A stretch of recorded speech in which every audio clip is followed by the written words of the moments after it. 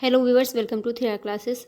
आज हम लोग विज्ञान में जीव विज्ञान वाला पार्ट कंप्लीट करने की कोशिश करेंगे। बहुत से लोगों का कहना था कि जल्दी से बायोलॉजी वाला पार्ट लेकर आया जाए, इसलिए आप लोगों के कहने से इसको आज हम लोग शुरू कर रहे हैं। इससे पहले हम लोग मॉडर्न हिस्ट्री को पढ़ रहे थे। मॉडर्न हिस्ट्री हमारा कंप्लीट हो चुका है। उसके बाद सोचा था मध्यकालीन इतिहास शुरू करेंगे, लेकिन लोगों का कहना है कि जीव विज्ञान जल्दी से स्टार्ट किया जाए। कुछ लोगों के एग्जाम भी हैं, इसी चीज़ को ध्यान में रखते हुए आज हम लोग ये शुरू करेंगे। आपको बता दें, पॉलिटिकल साइंस, इंडियन और वर्ल्ड ज्योग्राफी और मॉडर्न हिस्ट्री का हम लोग पूरा कवर कर चुके हैं। अगर आप लोगों ने वो वीडियोस नहीं देखे तो अपने रिवीजन के लिए उसको देख सके। जितने भी इंपॉर्टेंट फैक्ट एग्जाम के लिए ज़रूरी होते हैं सारे कवर किए गए हैं। चाहे वो आपका यूपी पेट का एग्जाम हो, यूपी पीसीएस का हो, आरओएआर हो या यूपी पी का हो, बीपीएससी है, चाहे जो भी एग्जाम है जिसमें जीएस जीके पूछा जाता है, सारे ही एग्जाम के लिए इक्वली इंपॉर्टेंट है। चलिए आज की क्लास को बिना टाइम वेस्ट किए वो शुरू करेंगे। गाइस, आप लोगों से रिक्वेस्ट है, अगर वीडियो अच्छा लगा करे तो प्लीज़ लाइक एंड शेयर कर दिया करिए। आप लोगों के कहने से ही आज हम लोग जीव विज्ञान वाला पोर्शन शुरू कर रहे हैं। चलिए शुरू करेंगे। जीव विज्ञान दो शब्दों से मिलकर बना है, बायोस तथा लोगोस। बायोस का अर्थ होता है जीवन और लोगोस का अर्थ क्या होता है? लोग्स का अर्थ होता है अध्ययन, अर्थात जीवन का अध्ययन ही जीव विज्ञान कहलाता है। थोड़ा सा बड़ा कर लेते हैं इसको। जीव विज्ञान विज्ञान की वह शाखा है जिसके अंतर्गत जीवधारियों का अध्ययन किया जाता है। अरस्तु को जीव विज्ञान तथा जंतु विज्ञान का जनक माना जाता है। इंपॉर्टेंट फैक्ट है, पूछा भी जाता है। आगे देखेंगे जीव विज्ञान की उपशाखाएं। जेरेंटोलॉजी क्या होता है? ये सारी चीज़ें एग्जाम में मिलाने के लिए बहुत पूछे जाते हैं। जो इंपॉर्टेंट है वो मैंने हाईलाइट करके रखा है। इंपॉर्टेंट तो इसमें एक एक लाइन है, क्योंकि इसकी हर एक लाइन से क्वेश्चन पूछे गए हैं। अगर आप लोगों को विश्वास नहीं है, वीडियो देखिए और क्वेश्चन लगाइए, तब आप लोगों को उसका पता चलेगा। चलिए देखेंगे जेरेंटोलॉजी का मतलब क्या होता है। मनुष्य में बुढ़ापा तथा बुढ़ापा लाने के कारकों का अध्ययन जेरेंटोलॉजी कहलाता है। बस बुढ़ापा कीवर्ड पकड़ना है, याद रखिएगा, जेरेंटोलॉजी। पैडोलॉजी की बात करेंगे, मृदा या मृदा निर्माण आदि का अध्ययन क्या कहलाता है? पैडोलॉजी। लिथोट्रिप्सी, ये क्वेश्चन पूछे हुए हैं। गुर्दे, पित्ताशय, मूत्राशय की थैली आदि में स्थित पथरी को तोड़कर मरीज का इलाज करने में इसका अध्ययन किया जाता है। एग्रोस्टोलॉजी, घास का अध्ययन कहलाता है। बायोमेट्री, लोग जानते ही हैं आप लोग सारे। गणित और सांख्यिकी की तकनीकों द्वारा जीव विज्ञान का अध्ययन क्या कहलाता है? बायोमेट्री कहलाता है। बायोनिक्स, जैविक जगत के गुणों सिद्धांतों के प्रयोग द्वारा आधुनिक उपकरणों व अभियांत्रिकी तंत्रों का निर्माण करना क्या कहलाता है? बायोनिक्स कहलाता है।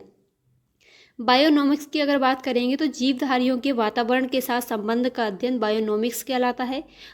कोंकोलॉजी, ये ओंकोलॉजी नहीं है, कैंसर का अध्ययन नहीं, ये कोंकोलॉजी है। इसका अर्थ होता है मोलस्का के खोलों का अध्ययन, शेल्स का अध्ययन कोंकोलॉजी कहलाता है। जेनेटिक्स, जीवधारियों में आनुवांशिक लक्षणों तथा इनकी वंशागति का अध्ययन जेनेटिक्स कहलाता है। इथोलॉजी, मानव सहित सभी जंतुओं के व्यवहार का अध्ययन इथोलॉजी कहलाता है।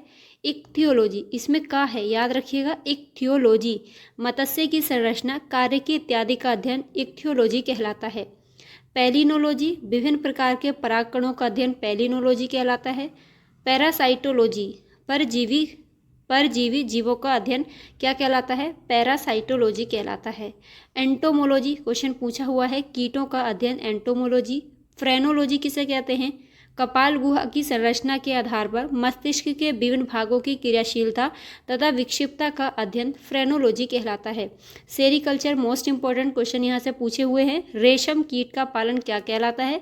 सेरीकल्चर। पिसीकल्चर, मत्स्य पालन। मेलेकोलॉजी, मोलस्का का अध्ययन। ओंकोलॉजी, इंपॉर्टेंट है, कैंसर से संबंधित अध्ययन ओंकोलॉजी कहलाता है। टेरेटोलॉजी, शारीरिक विकास में आने वाली असमानताओं का अध्ययन टेरोटोलॉजी। ऑस्टियोलॉजी, ऑस्टियो जहाँ पर आएगा तो समझिएगा अस्थियों से इसकी बात हो रही है, तो अस्थियों का अध्ययन ऑस्टियोलॉजी कहलाता है।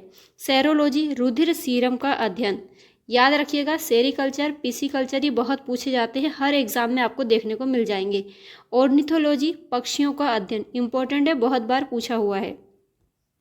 आगे चलेंगे कोशिका विज्ञान यानी साइटोलॉजी। कोशिका किसे कहेंगे? देखिए, कोशिका जीवन की सबसे सूक्ष्मतम संरचनात्मक इकाई है। सबसे छोटी कोशिका माइकोप्लाज्मा गैलीसेप्टिक नामक जीवाणु की होती है। सबसे छोटी कोशिका किसकी होती है? माइकोप्लाज्मा गैलीसेप्टिक जीवाणु की होती है। और सबसे लंबी कोशिका की बात करेंगे तो तंत्रिका तंत्र की कोशिका सबसे लंबी होती है। सबसे बड़ी कोशिका शुतुरमुर्ग के अंडे की होती है। कोशिका दो प्रकार की होती है, प्रोकैरियोटिक और यूकैरियोटिक।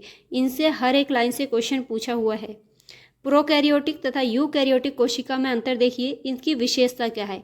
जो प्रोकैरियोटिक हैं इनकी विशेषता है कोशिका भित्ति प्रोटीन और कार्बोहाइड्रेट की होती है, तथा यूकैरियोटिक में कोशिका भित्ति सेल्यूलोज की बनी होती है। प्रोकैरियोटिक में माइटोकॉन्ड्रिया अनुपस्थित होती है, जबकि यूकैरियोटिक में माइटोकॉन्ड्रिया उपस्थित होती है। क्वेश्चन पूछा जाता है, इसमें कथन के रूप में भी क्वेश्चन पूछ लेता है, डायरेक्ट भी पूछ लेता है कि माइटोकॉन्ड्रिया यूकैरियोटिक में शामिल होती है कि नहीं होती है। तो याद रखिएगा, यूकैरियोटिक में उपस्थित होती है, जबकि प्रोकैरियोटिक में ये अनुपस्थित होती है। अंतःप्रद्रव्य जालिका प्रोकैरियोटिक में अनुपस्थित और यूकैरियोटिक में उपस्थित होती है। राइबोसोम 70 प्रकार के होंगे और ये 80 प्रकार के होते हैं। ग्लॉजिका इसमें प्रोकैरियोटिक में अनुपस्थित होगी, जबकि यूकैरियोटिक में उपस्थित होती है। केंद्रक झिल्ली अनुपस्थित होगी प्रोकैरियोटिक में और यूकैरियोटिक में उपस्थित होगी। 2 से 3 बार सुनिएगा, याद हो जाएंगे। केंद्रक झिल्ली अनुपस्थित होगी प्रोकैरियोटिक में, यूकैरियोटिक में उपस्थित होती है। लाइसोसोम इंपॉर्टेंट है, अनुपस्थित होती है प्रोकैरियोटिक में और उपस्थित होगी यूकैरियोटिक में। डीएनए एकल सूत्री होता है और इसमें द्विसूत्री होता है। कोशिका विभाजन की बात करेंगे तो प्रोकैरियोटिक में विखंडन अथवा मुकुलन के द्वारा होता है, क्वेश्चन पूछा हुआ है, जबकि यूकैरियोटिक में अर्धसूत्री तथा समसूत्री इसमें कोशिका विभाजन होता है। आगे बात करेंगे कोशिका के मुख्य भाग कौन से हैं। कोशिका भित्ति, ये केवल पादप कोशिका एवं जीवाणुओं की कोशिकाओं में पाया जाता है। पादप के जो पादप होते हैं उनकी कोशिका भित्ति सेल्यूलोज की बनी होती है। क्वेश्चन ये पूछा हुआ है, स्टार लगाइए इस पर। पादपों की कोशिका भित्ति सेल्यूलोज की बनी होती है, जबकि जीवाणुओं की कोशिका भित्ति पेप्टिडोग्लाइकेन की बनी होती है। कोशिका झिल्ली की अगर हम लोग बात करेंगे तो कोशिका के सभी अंग कोशिका झिल्ली के द्वारा घिरे रहते हैं। ये एक अर्धपारगम्य झिल्ली होती है। इसका मुख्य कार्य कोशिका के अंदर एवं बाहर वाले पदार्थों का निर्धारण करना है। अंतःप्रद्रव्य जालिका की अगर बात करेंगे तो अंतःप्रद्रव्य जालिका केंद्रक झिल्ली तथा कोशिका कला से संबद्ध होती है। इसका मुख्य कार्य उन सभी वसाओं तथा प्रोटीनों का संचरण करना है जो कोशिका झिल्ली, केंद्रक झिल्ली आदि का निर्माण करते हैं। राइबोसोम इम्पोर्टेंट है, इसको प्रोटीन संश्लेषण के लिए भी जाना जाता है। ये राइबो न्यूक्लिक एसिड नामक प्रोटीन की बनी होती है। ये प्रोटीन संश्लेषण की क्रिया के लिए स्थान प्रदान करते हैं। अभी बताया इम्पोर्टेंट है, प्रोटीन संश्लेषण के लिए राइबोसोम याद रखना, डायरेक्ट पूछा जाता है। इसको राइबोसोम को प्रोटीन की फैक्ट्री भी कहते हैं। आगे चलिए, ये प्रोटीन का उत्पादन स्थल है, इसीलिए इसे प्रोटीन की फैक्ट्री कहते हैं। अभी बताया, क्वेश्चन पूछता है। माइटोकॉन्ड्रिया को पावर हाउस भी कहते हैं ना।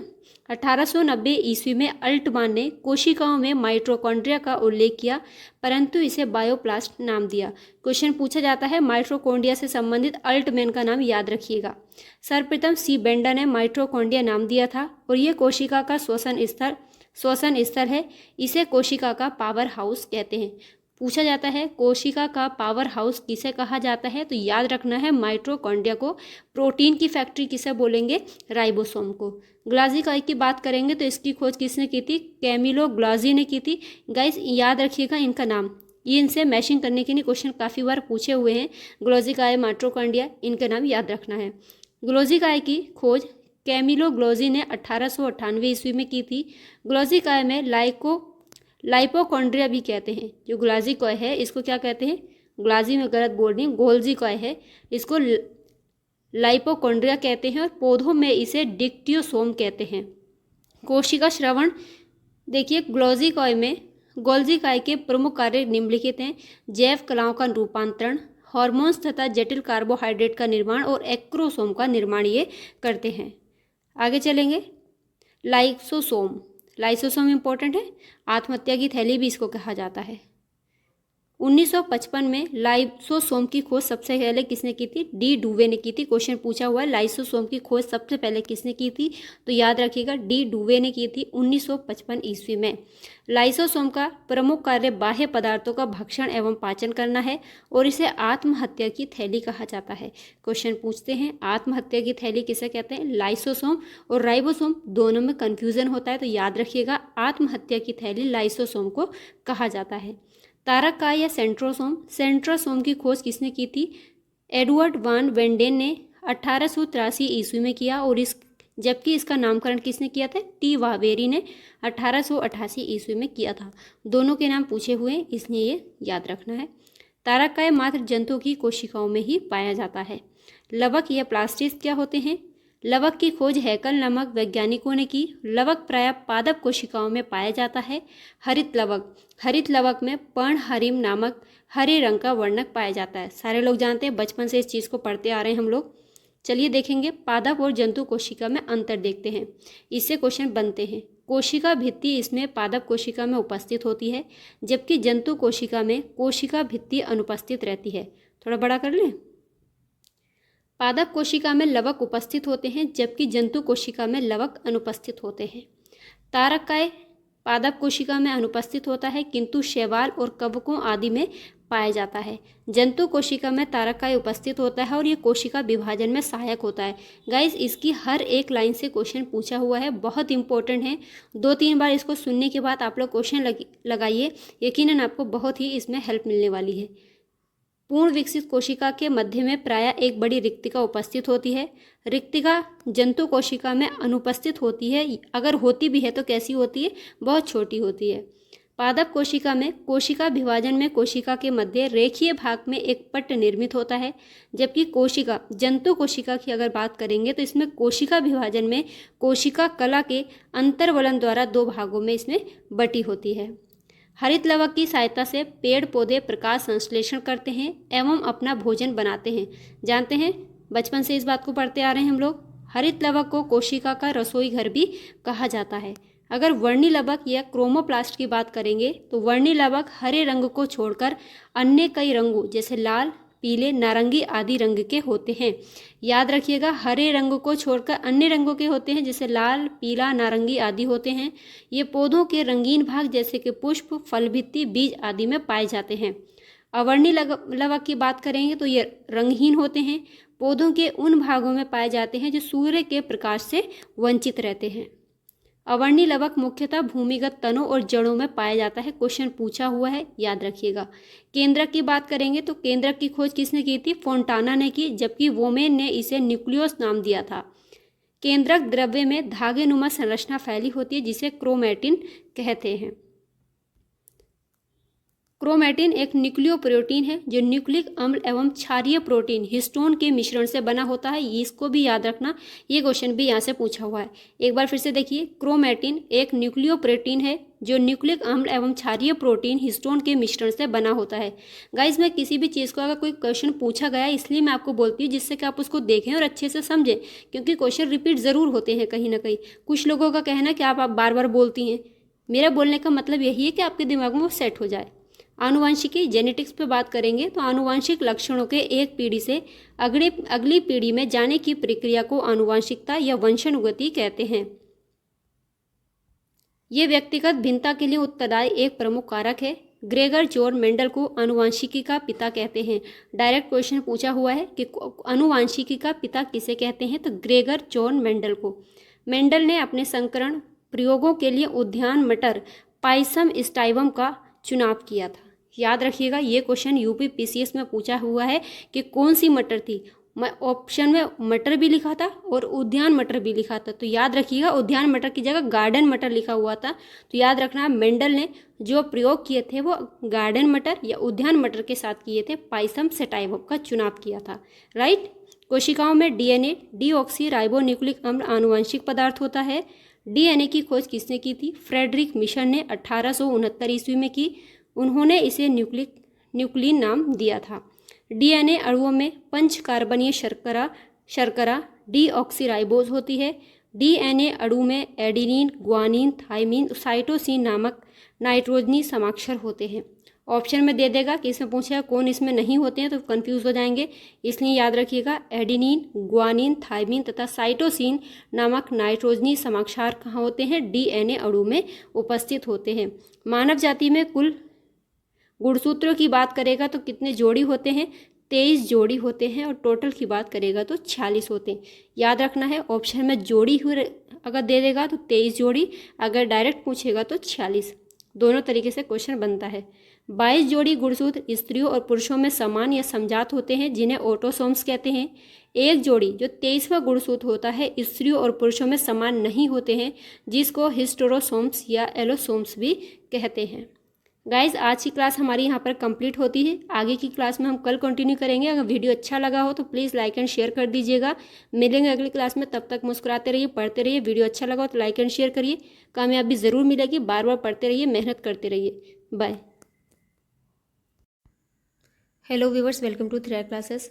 हम लोग बायोलॉजी की क्लास कर रहे थे, उसी को आगे बढ़ाएंगे। आज पढ़ेंगे आनुवांशिक रोग और प्रभावित अंग। इससे आगे जो भी इंपॉर्टेंट टॉपिक्स हैं उनको कवर करेंगे। रोग है वर्णांधता, इसका प्रभाव होता है लाल और हरे रंग पहचानने की क्षमता इसमें नहीं होती है। और वर्णांधता की जो वाहक होती हैं स्त्रियाँ होती हैं। क्वेश्चन पूछा गया वर्णांधता और हीमोफीलिया की वाहक कौन होती हैं? महिलाएं या स्त्रियाँ इसकी वाहक होती हैं। हीमोफीलिया रक्त का थक्का न बनना इसका प्रभाव होता है और स्त्रियां भी इसकी वाहक होती हैं, यानी इसकी वाहक भी कौन होती हैं? स्त्रियां होती हैं। टर्नर सिंड्रोम, इससे स्त्रियों में बांझपन हो जाता है। टर्नर सिंड्रोम से, क्लाइनफेल्टर सिंड्रोम से पुरुषों में नपुंसकता होती है। डाउन सिंड्रोम इंपॉर्टेंट है, काफ़ी बार क्वेश्चन पूछा हुआ है। मंदबुद्धि, आंख टेढ़ी, जीभ मोटी, गैर अनुपातिक बेडोल शारीरिक इसमें ढांचा हो जाता है। इसको साइंस के साथ साथ साइकोलॉजी में भी पूछा जाता है, याद रखिएगा। आगे बढ़ेंगे। प्रमुख जीव और उनके गर्भाधान काल की अवधि, इससे क्वेश्चन पूछा गया था। 4 ऑप्शन में थे और उसके पूछा गया था सबसे लंबा का गर्भाधान किसका होता है, तो ऑप्शन में हाथी था, याद रखिएगा। चलिए देखेंगे कौन कौन से जंतु हैं। मनुष्य है, इसका गर्भकाल लगभग 270 दिन का होता है। गाय का 280 दिन और भैंस की बात करेंगे तो 310 दिन और हाथी 620 दिन। देखिए आ गया, ये पूछा हुआ सवाल है, नोट कर लीजिएगा। बकरी की अगर बात करेंगे तो 150 दिन होता है। भेड़ भी 150 दिन, दोनों को एक साथ याद रखना है। भेड़ और बकरी का 150। हाथी का सबसे ज़्यादा होता है 620। कुत्ते का 60 होता है, इधर देख लीजिए। ये पिग का होता है 115, कुत्ते का होता है 61 दिन और खरगोश का होता है 31 दिन। घोड़े का 340 दिन होता है। चूहे का बहुत छोटा होता है 21 दिन का। शेर 110 दिन और नीली व्हेल 360 दिन का इसका होता है। चलेंगे आगे पादप जगत पढ़ते हैं। पुष्पोद्भिद पौधे जिनको फेनेरोगेम्स कहते हैं, फेनेरोगेम्स कहते हैं। आवृत बीज पौधे जिनको एंजियोस्पर्म और अनावृत बीजी पौधे जिनको जिम्नोस्पर्म कहते हैं। क्वेश्चन यहाँ से पूछा जाता है, आप लोग क्वेश्चन लगाते होंगे, पता होगा। इसका आवृत बीजी पौधे के 2 पार्ट होंगे, एक बीजपत्री, दूसरा होगा द्विबीजपत्री। अब बात करेंगे अपुष्पोद्भिद पौधे या क्रिप्टोगेम्स में। इसमें थैलोफाइटा, ब्रायोफाइटा और टेरिडोफाइटा होता है। थैलोफाइटा से अक्सर क्वेश्चन पूछा जाता है। इसमें जीवाणु, लाइकेन, कवक और शैवाल चारों ही इंपॉर्टेंट है, इनसे सवाल काफ़ी बार पूछे गए हैं। विभिन्न प्रकार के पादपों तथा उनके क्रियाकलापों के अध्ययन को वनस्पति विज्ञान कहते हैं। और वनस्पति विज्ञान के फादर किसको कहा जाता है? थियोफ्रेस्टस को। थियोफ्रेस्टस को वनस्पति विज्ञान का जनक या फादर कहा जाता है। आगे देखते हैं पौधों में तत्वों की कमी से उत्पन्न होने वाले रोग। इम्पोर्टेंट है, 1-2 क्वेश्चन इसमें हर बार पूछा जाता है। चुकंदर का हार्ट रॉट, इसमें मिलान करने के लिए क्वेश्चन पूछा जाता है। ऐसे पूछ लेगा हार्ट रॉट रोग ये है, रोग है किस में पाया जाता है, तो चुकंदर में। दूसरा पूछ लेगा चुकंदर का हार्ट रॉट जो रोग है किसकी कमी से होता है, तो याद रखिएगा बोरोन की कमी से ये होता है। सेब में आंतरिक काग बोरोन की कमी से होता है। नींबू में डायबैक रोग, नींबू और धान का बहुत बार पूछा गया सवाल है, इसको याद रखिएगा। नींबू में डायबैक रोग किसकी कमी से होता है? तांबा यानी कॉपर की कमी से होता है। पत्ता गोभी में विप्टेल रोग हो जाता है मोलिब्डेनम की कमी से। और नींबू में लिटिल लीफ, ऐसे क्वेश्चन पूछा गया था कि लिटिल लीफ जो रोग है किसका है, तो याद रखिएगा नींबू का है। किसकी कमी से होता है? जस्ता यानी जिंक की कमी से होता है। धान में खैरा 2500 बार क्वेश्चन पूछा हुआ है कि खैरा रोग किस में होता है, किस फसल में होता है, तो याद रखना खैरा रोग धान में होता है। किसकी कमी से? जस्ते की कमी से होता है। फूल गोभी में ब्राउनिंग रोग, ये बोरोन की कमी से होता है। धान व लेग्यूमिनस पौधे में पुनः ग्रहण रोग, ये तांबे की कमी से होता है। वनस्पति विज्ञान से संबंधित कुछ इंपॉर्टेंट फैक्ट है, उनको देखिएगा। सबसे बड़ा आवृतबीजी पौधा है यूकेलिप्टिस।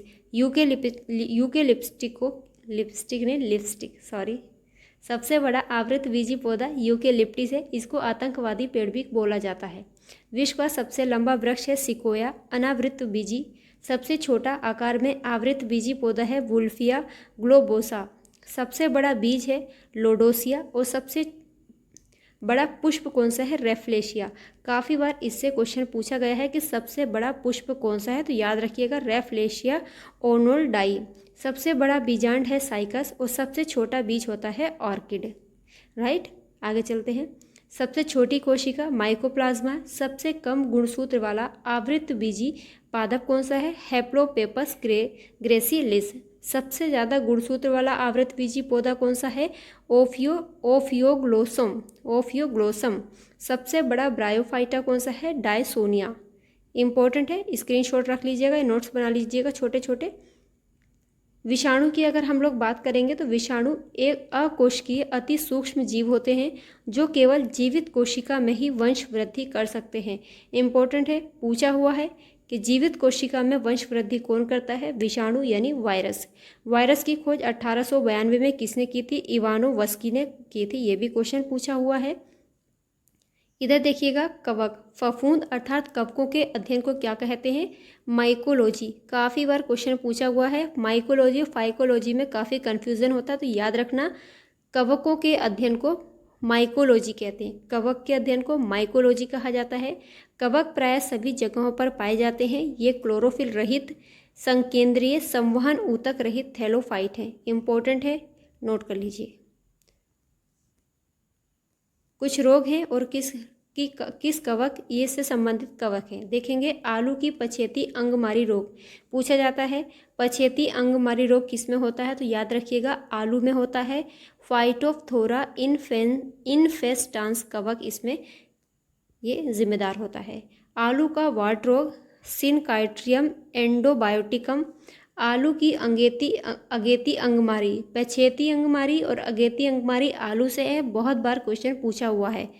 ये इतना नहीं पूछे जाते हैं, लेकिन ये पूछा जाता है अगेती अंगमारी है, वाट रोग किस में होता है और पछेती अंगमारी किस में, तो याद रखिएगा आलू से ये संबंधित हैं। क्रूसीफेरी में श्वेत गैरिक फफोला रोग होता है, एल्बुगो कैंडिडा। गेहूं का शलतकंड बहुत बार ये भी पूछा गया है, शलतकंड किस में पाया जाता है, तो गेहूं में। यूस्टेलेगो न्यूडाट्रिटिसाई, ये भी देखते चलिए, क्या पता पूछ ले, किसी को नहीं पता क्वेश्चन कहाँ से बन जाता है। गन्ने का रेड रोड बहुत बार पूछा हुआ है, रेड रोड किस में होता है, ये गन्ने में होता है। कोलिटोट्राइकम फलकेटम। मूंगफली का टिक्का रोग पूछा हुआ सवाल है। टिक्का रोग किस में होता है, मूंगफली में। गाइस इसकी एक एक लाइन से क्वेश्चन बने हुए हैं, इसलिए इसको बिल्कुल मत छोड़िए, एकदम रट लीजिए, क्वेश्चन यहाँ से पूछे ही जाएंगे। टिक्का रोग कहाँ होता है, मूंगफली में। स्कोरस्पोरा पर्सोनेटा। अरहर की मलानी रोग फ्यूजेरियम उडम। जौ का शलतकंड या निरावृत स्मट यूस्टिलोगा न्यूडा, इससे ये संबंधित है। लाइकेन इंपॉर्टेंट है। लाइकेन शैवाल और कवक के सहचर्य से निर्मित जीव समूह है। लाइकेन किससे सहचर्य है, ये कवक और शैवाल दोनों से क्या बनता है, लाइकेन। लाइकेन में लैंगिक जनन केवल इनके कवकी घटक के द्वारा ही होता है। शैवाल और कवक का सहचर्य जीव समूह कौन सा है, लाइकेन। जीवाणु की बात करेंगे तो जीवाणु जीव विज्ञान की यानी विज्ञान की वह शाखा जिसके अंतर्गत जीवाणुओं का अध्ययन किया जाता है उसको जीवाणु विज्ञान या बैक्टीरियोलॉजी कहलाता है। जीवाणु सबसे सरल अति सूक्ष्म तथा एक कोशिकीय आद्य जीव होते हैं। 1683 ईस्वी में सबसे पहले हॉलैंड के निवासी जिनका नाम है एंटोनी वॉन ल्यूवेनहॉक ने इसकी खोज की थी। क्वेश्चन पूछा हुआ है कि जीवाणु की खोज किसने की थी, तो एंटोनी वॉन ल्यूवेनहॉक ने की थी। इन्हें जीवाणु विज्ञान का पिता कहा जाता है। आप लोग बताइए, अभी ऊपर बताया है कि वायरस की खोज किसने की थी। जीवाणु नाम 1829 में सबसे पहले एरनबर्ग ने दिया था और खोज किसने की थी, एंटोनी वॉन ल्यूवेनहॉक ने। रॉबर्ट कोच ने कॉलरा तथा 6 रोग के जीवाणुओं की खोज की थी। क्वेश्चन ये मैचिंग में पूछा हुआ है। लुई पाश्चर, इन्होंने रेबीज के टीके, पाश्चुराइजेशन तथा किण्वन की खोज की थी। इंपॉर्टेंट है, पूछा हुआ सवाल है। जीवाणु और इसका रोग क्या है? सीडोमोनास सोलेनेसेरम, आलू का शैथिल रोग। एग्रोबैक्टीरियम ट्यूमीफेसियंस, ये क्राउन गॉल रोग होता है। जेंथोमोनास कैम्पेस्ट्रिस, बंद गोभी का काला गलन रोग इससे संबंधित होता है। आगे बढ़ेंगे। अनावृत बीजी पौधे की अगर बात करेंगे तो वास्तव में टेरिडोफाइट्स तथा आवृत बीजी पौधों के बीच का समूह है। इस समूह में वे पौधे आते हैं जिनमें बीज तो बनते हैं परंतु वे नग्न रूप में पौधों पर लगे रहते हैं। सॉरी, इनमें अंडाशय का पूर्णतः अभाव पाया जाता है। संसार का सबसे ऊंचा पौधा है सिकोया समपर वाइरेंस, इसी समूह से संबंधित है। आवृतबीजी पौधा, इस समूह के पौधों में बीज फल के अंदर होते हैं। दोनों क्वेश्चन पूछे हुए हैं, देख लीजिए एक बार। आवृतबीजी पौधे में क्या होता है कि समूह के पौधों के में बीज जो होते हैं फल के अंदर ही होते हैं। इसमें प्रायः जड़, तना, पत्ती, फल, फूल बीज पूर्ण विकसित अवस्था में पाए जाते हैं। पुष्प की उपस्थिति तथा द्विनिषेचन इन पौधों का अद्वितीय लक्षण है और इन पौधों के बीज में बीज पत्र होते हैं, जिसके आधार पर इस समूह को कितने भागों में बांटते हैं? 2 भागों में बांटा जाता है। एक होता है एक बीजपत्री पौधे, दूसरा द्विबीजपत्री पौधे। एक बीजपत्री पुष्पोद्भिद पौधों का वह समूह होता है जिनके बीजों में एक ही बीजपत्र होता है और द्विबीजपत्री में क्या होगा? 2 बीजपत्र होंगे, सारे लोग जानते हैं। कुल है और इसके कुछ प्रमुख पौधे हैं, इनको देख लेंगे एक बार। ब्रेसिकेसी या क्रूसीफेरी, इसमें जो प्रमुख पौधे आएंगे सरसों, मूली और शलजम के पौधे इसके अंतर्गत आते हैं।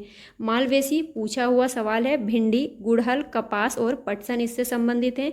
लेग्यूमिनोसी इंपॉर्टेंट है। शीशम, बबूल, कत्था, अशोक, गुलमोहर, कचनार, छुईमुर और जितनी भी दलहन वाली फसलें हैं ना, उनका ऑप्शन में ज़्यादा रहता है, तो याद रखिएगा लेग्यूमिनोसी जहां आपको मिलेगा तो दलहन वाली फसलों के साथ आप लोग चले जाइएगा। एस्टरेसी या कंपोजिटी, जैसे सूरजमुखी, भृंगराज, गुलदाउदी, गेंदा, कुसुम, डेलिया और कुश। कुसुम का एक बार पूछा गया है वैज्ञानिक नाम क्या होता है, अगर आप लोग जानते हैं तो बताइएगा। कुकुरबिटेसी, कद्दू, खीरा, तरबूज, खरबूज, टिंडा, लौकी, चिचिंडा, परवल, करेला, ककड़ी, तुरई आदि ये कुकुरबिटेसी कुल के अंतर्गत आते हैं। रोजेसी कुल की अगर बात करेंगे तो सेब, बादाम, नाशपाती, स्ट्रॉबेरी आते हैं। रूटेसी के अंतर्गत नींबू, संतरा, मौसमी, बेल। सोलेनेसी में आएगा धतूरा, आलू, बैगन, रस भरी मिर्च, टमाटर के तो भाव इतने बड़े हैं इस टाइम। तंबाकू, रात की रानी, अश्वगंधा, एट्रोपा, बेला, डोना, ये सोलोनेसी कुल के अंतर्गत आता है। याद रखिएगा, क्या पता टमाटर का पूछ ही ले। आर्किडेसी, आर्किड, हैबिनेरिया, वेंडा। लिलिएसी कुल के अंतर्गत प्याज, लहसुन, एलोवेरा आते हैं। और एरिकेसी या पालमी के अंतर्गत सुपारी, नारियल, खजूर, ताड़ के वृक्ष या पौधे आएंगे। पोएसी या ग्रेमेनी कुल के अंतर्गत गेहूं, मक्का, चावल, ज्वार, बाजरा, गन्ना और बांस आदि आते हैं। बाजरा भी याद रखिएगा और टमाटर भी याद रखिएगा। आज की क्लास में इतना ही, आगे देखेंगे कल। तब तक अपना ख्याल रखिए, पढ़ते रहिए। वीडियो पसंद आया तो लाइक एंड शेयर कर दीजिएगा। Bye. Hello viewers, welcome to 3R classes. हम लोग पढ़ रहे थे जीव विज्ञान। आज अपनी क्लास को आगे कंटिन्यू करेंगे। गाइस, क्लास शुरू करने से पहले आप लोगों से रिक्वेस्ट है, अगर वीडियो अच्छा लगा करे तो प्लीज़ लाइक एंड शेयर कर दिया करिए। आप लोगों के कहने से ही मैंने ये शुरू किया है साइंस वाला पोर्शन। चलिए शुरू करेंगे। तनों का रूपांतरण पढ़ते हैं।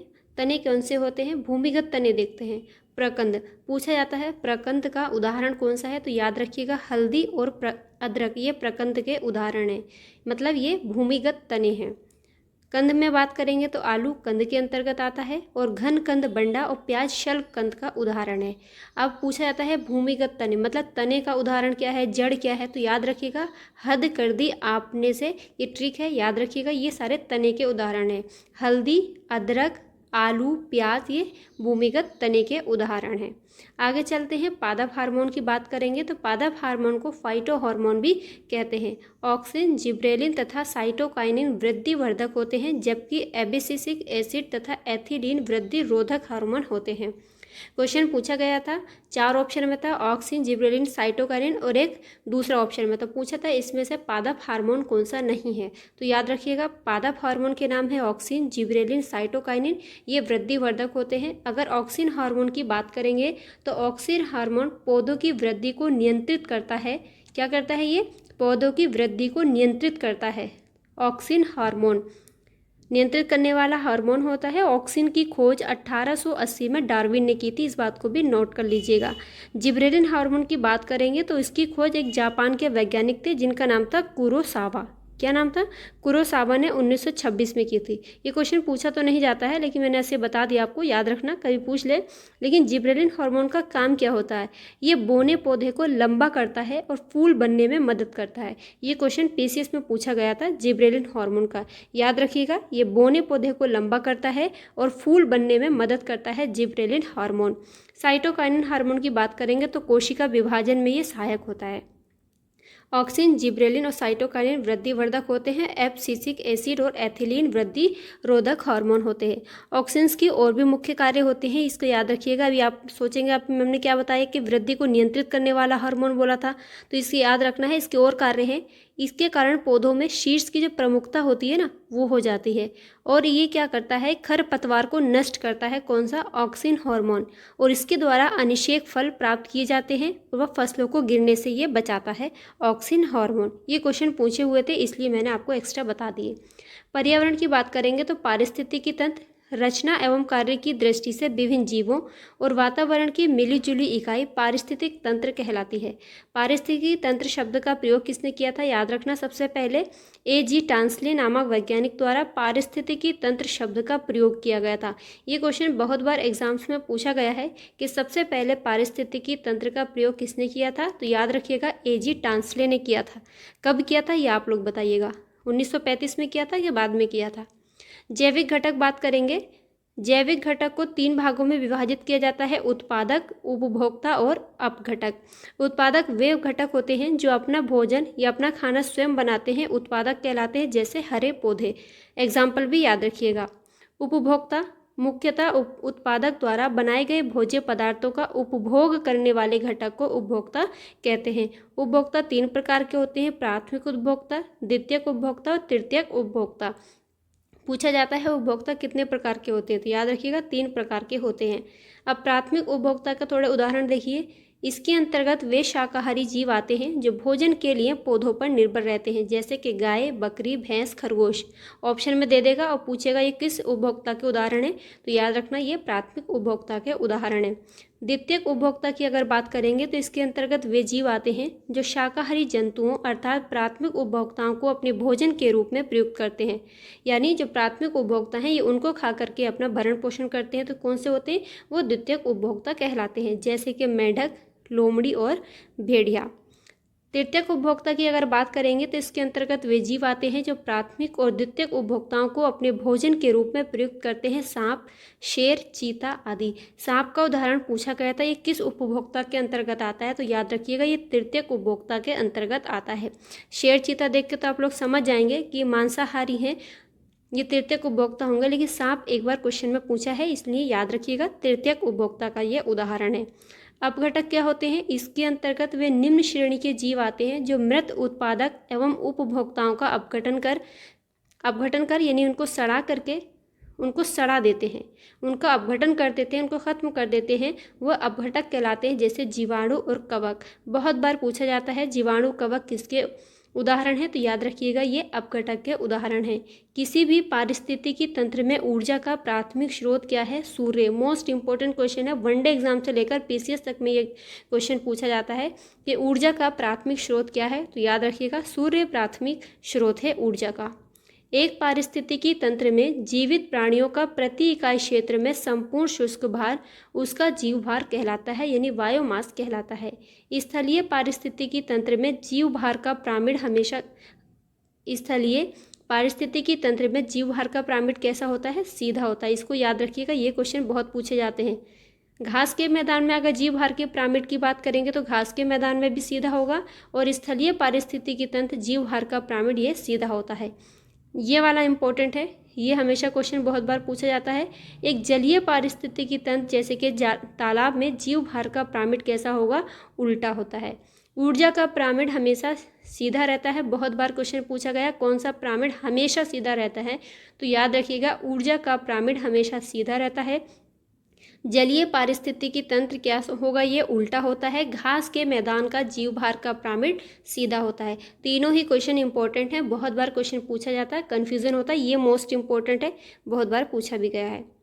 प्रायः एक खाद्य श्रृंखला में सर्वाधिक संख्या में प्राथमिक उत्पादक ही होते हैं। याद रखिएगा, एक खाद्य श्रृंखला में सर्वाधिक संख्या में क्या होते हैं, प्राथमिक उत्पादक ही होते हैं। पाचन में सहायक प्रमुख अंग कौन से हैं, अमाशय। अमाशय में पाचन होता है, देखेंगे कैसे। ग्रसिका से होकर भोजन ज्यों हुई अमाशय में पहुंचता है। अमाशय से पाइलोरिक भाग की ओर क्रमाकुंचन प्रारंभ हो जाता है। जठर रस में पेप्सिन व रेनिन नामक एंजाइम होते हैं। क्वेश्चन पूछा हुआ है, पेप्सिन और रेनिन नामक एंजाइम कहाँ होंगे, कैसे मिलेंगे, जठर रस में। रेनिन इंपॉर्टेंट है, दुग्ध प्रोटीन के पाचन में सहायक है। क्वेश्चन पूछा जाता है दुग्ध प्रोटीन में या दूध की प्रोटीन में सहायक कौन सा होता है, तो याद रखिएगा ये रेनिन एंजाइम सहायक होता है। छोटी आंत में पाचन कैसे होता है, अमाशय से आने वाले कायम अथवा तरल भोज्य पदार्थों का पाचन छोटी आंत में होता है। आंतरीय रस क्षारीय होता है तथा एक स्वस्थ मानव में प्रतिदिन 2 लीटर आंतरीय रस स्रावित होता है। छोटी आंत की लंबाई ज़्यादा होती है, बड़ी आंत की लंबाई कम होती है। छोटी आंत नाम से छोटी है लेकिन इसकी क्या है, ये बड़ी होती है, इसकी लंबाई याद रखना है। यकृत मोस्ट इंपॉर्टेंट, पूरे शरीर की सबसे बड़ी ग्रंथि है। यकृत प्रोटीन की अधिक मात्रा को कार्बोहाइड्रेट में परिवर्तित करता है। बहुत बार क्वेश्चन पूछा गया है कि कार्बोहाइड्रेट को, प्रोटीन की अधिक मात्रा को कार्बोहाइड्रेट में कौन बदलता है, तो यकृत बदलता है। मानव शरीर का सबसे बड़ा अंग, सबसे बड़ी ग्रंथि है ये, ठीक है। यकृत में फाइब्रिनोजन प्रोटीन का निर्माण होता है जो विटामिन के रुधिर का थक्का जमाने में सहायक होता है। तो फाइब्रिनोजन प्रोटीन का निर्माण कहाँ पर होता है, यकृत में, और विटामिन के साथ रुधिर का थक्का जमाने में सहायक होता है कौन, फाइब्रिनोजन। पूछा गया सवाल है। यकृत में हिपेरिन प्रोटीन का निर्माण भी होता है जो शरीर के भीतर रुधिर का थक्का नहीं जमने देता। देखिए, अगर शरीर के बाहर ब्लड निकल जाए, अगर उसका थक्का नहीं जमता है तब भी मुसीबत है ना, परेशानी होती है। अगर बाहर खून बहता जाएगा तो इंसान की मौत हो जाएगी। इसीलिए शरीर के बाहर थक्का जमना ज़रूरी होता है, तो फाइब्रिनोजन इसमें सहायता करता है। लेकिन हिपेरिन क्या करता है, ये प्रोटीन का निर्माण यकृत में होता है। अगर शरीर के अंदर थक्का बन गया तब भी परेशानी हो जाएगी। शरीर के अंदर थक्का नहीं बनना चाहिए, इसलिए क्या, हिपेरिन इसमें सहायता करता है कि शरीर के अंदर रुधिर का थक्का नहीं जमना चाहिए, राइट। आगे चलते हैं। यकृत पित्त रस का संश्लेषण करती है। पित्त रस का संश्लेषण कहाँ पर होता है, यकृत में होता है। अग्नाशय मानव शरीर की दूसरी सबसे बड़ी ग्रंथि मानी जाती है, और अग्नाशय अंतःस्रावी और बहिःस्रावी दोनों प्रकार की ग्रंथि है। बहुत बार क्वेश्चन पूछा गया है कौन सी ग्रंथि अंतःस्रावी और बहिःस्रावी है, तो याद रखिएगा अग्नाशय है, और मानव शरीर की दूसरी सबसे बड़ी ग्रंथि है, और पहली सबसे बड़ी ग्रंथि यकृत है। इंसुलिन की खोज बेंटिक एवं बेस्ट ने की थी। क्वेश्चन पूछा है कि इंसुलिन की खोज किसने की थी, और क्वेश्चन ये भी पूछा गया तो इंसुलिन क्या है, तो ये इंसुलिन एक हार्मोन है, प्रोटीन है, क्या है, ये क्वेश्चन भी पूछा गया था।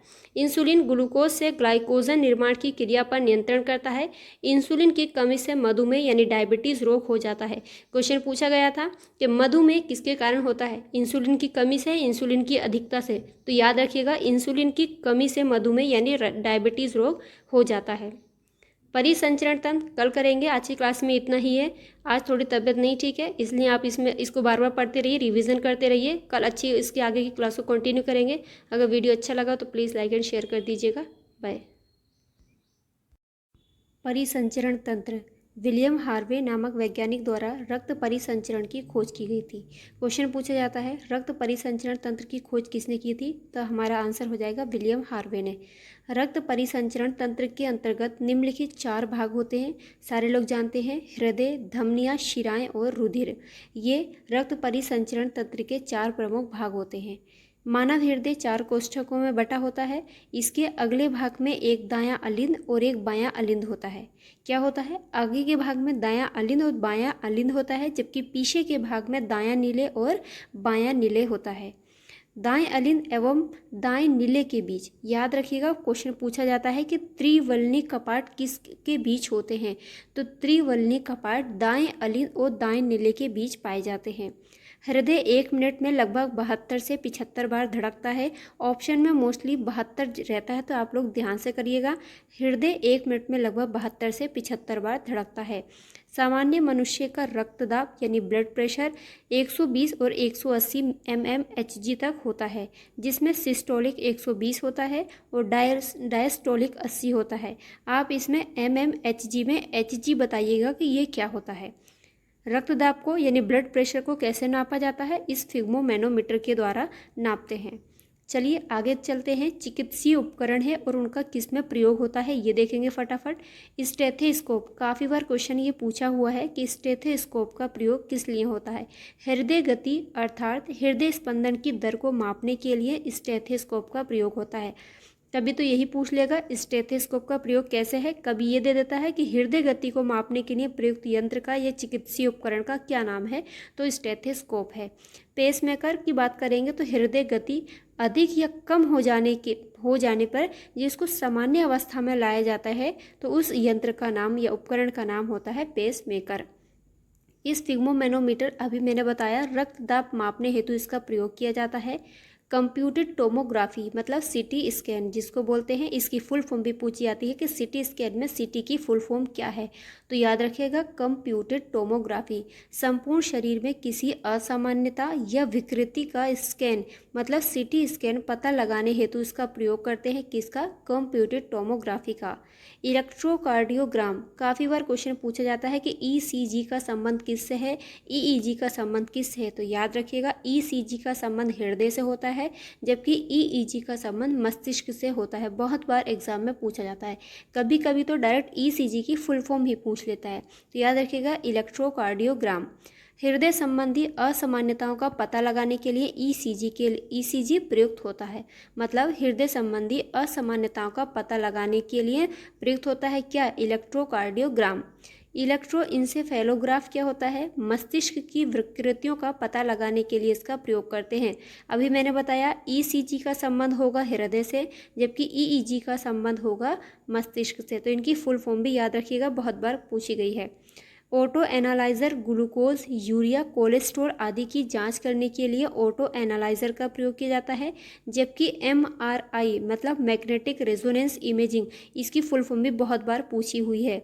मैग्नेटिक रेजोनेंस इमेजिंग द्वारा संपूर्ण शरीर में असामान्यता या विकृति का पूर्णतः सही पता लगाने के लिए इसका प्रयोग करते हैं, तो इसका स्क्रीनशॉट रख लीजिए, क्वेश्चन काफ़ी बार इससे पूछे जाते हैं।